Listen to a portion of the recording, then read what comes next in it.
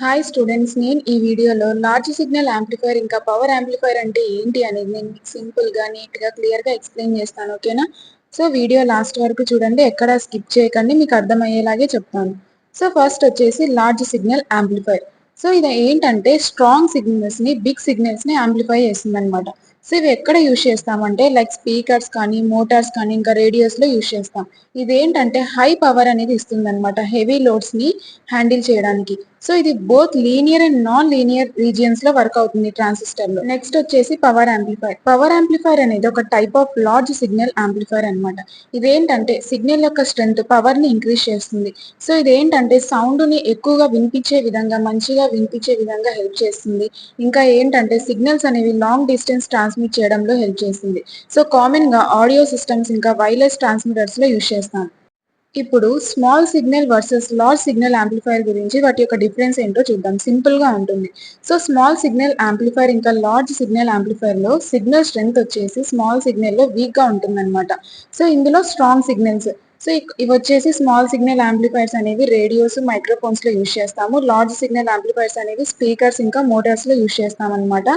దీని యొక్క పవర్ అనేది లోగా ఉంటుంది, దీని యొక్క పవర్ అనేది హైగా ఉంటుంది. సో ఆపరేషన్ వచ్చేసి లీనియర్ గా ఉంటుంది అనమాట, అంటే రెస్పాన్స్ అనేది చాలా స్మూత్ గా ఉంటుంది.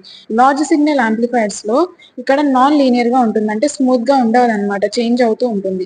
డిస్టార్షన్ అనేది ఇందులో తక్కువగా ఉంటుంది. లార్జ్ సిగ్నల్ యాంప్లిఫైర్స్ లో ఏంటంటే కొంచెం ఎక్కువగా ఉంటుంది అనమాట. ఎఫిషియన్సీ అంత ఇంపార్టెంట్ కాదు. సో లార్జ్ సిగ్నల్ యాంప్లిఫైర్స్ లో ఎఫిషియన్సీ అనేది చాలా ఇంపార్టెంట్. నెక్స్ట్ వచ్చేసి ఈ పవర్ యాంప్లిఫైర్ యొక్క నీడ్ ఏంటో చూద్దాం. సో పవర్ యాంప్లిఫైర్స్ ఏంటంటే సిగ్నల్ యొక్క స్ట్రెంత్ ని ఇంక్రీజ్ చేయడంలో మంచిగా హెల్ప్ అవుతాయి అనమాట. సో ఇవి ఏంటంటే డివైజెస్ లైక్ స్పీకర్స్ కానీ, యాంటీనాస్ కానీ, మోటార్స్ కానీ మంచిగా హ్యాండిల్ చేస్తాయి. ఇక్కడ డ్రైవ్ అనే వర్డ్ వచ్చింది. సో మీకు డౌట్ రావచ్చు ఏంటి అనేది.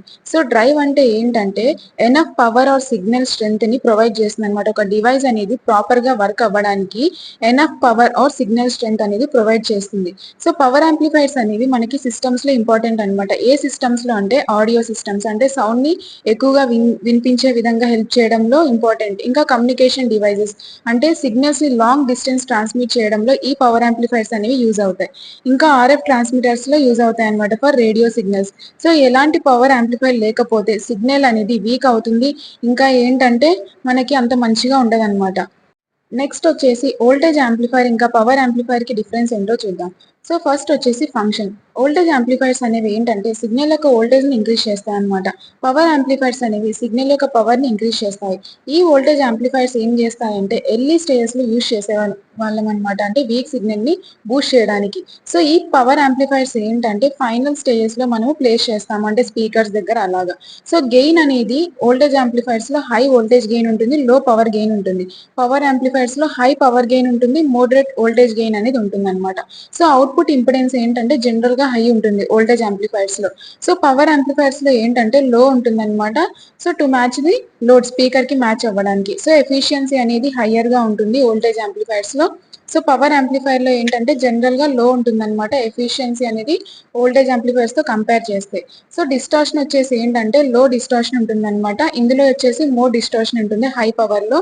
సో సిగ్నల్ టైప్ వచ్చేసి ఏంటంటే స్మాల్ ఇన్పుట్ సిగ్నల్స్ తో వర్క్ అవుతుంది అనమాట వోల్టేజ్ యాంప్లిఫైర్ అనేది.